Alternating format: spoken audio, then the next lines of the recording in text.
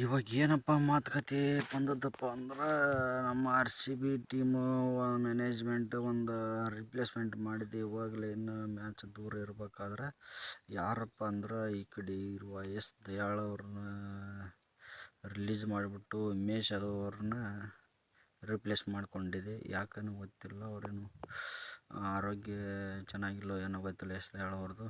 ಇನ್ನೂ confirm notification ಬಂದಿಲ್ಲ. Notification ಬರ್ದು ಇನ್ಫಾರ್ಮೇಷನ್ ಬರ್ಬೋದು. ನನಗೆ ಅನ್ಸೋ ಮಟ್ಟಿಗೆ ಇವರು ಮೋಸ್ಟ್ಲಿ ಏನೋ ಹೆಲ್ತ್ ಇಶ್ಯೂ ಇರೋ ಕಾರಣ ಇವರು ರಿಪ್ಲೇಸ್ಮೆಂಟ್ ಮಾಡಿಕೊಂಡು ಹೊರಗಡೆ ಬಂದೈತಿ. ಬಟ್ ಉಮೇಶ್ ಯಾದವ್ ಅವರು ಮೊದಲು ಆಡಿದ್ದಾರೆ, ಚೆನ್ನಾಗಿ ಆಡಿದ್ದಾರೆ, ಬಟ್ ಇಲ್ಲ ಅಂತ ಹೇಳಲ್ಲ. ಎಸ್ ದಯಾಳ್ ಅವ್ರನ್ನೂ ಹಿಡ್ಕೊಂಡಿದೆ, ಬಟ್ ಇನ್ನೂ ಫೈನಲ್ಲೇ ಅಂತ ಏನು ಹೇಳಿಲ್ಲ, ನೋಡಬೇಕು.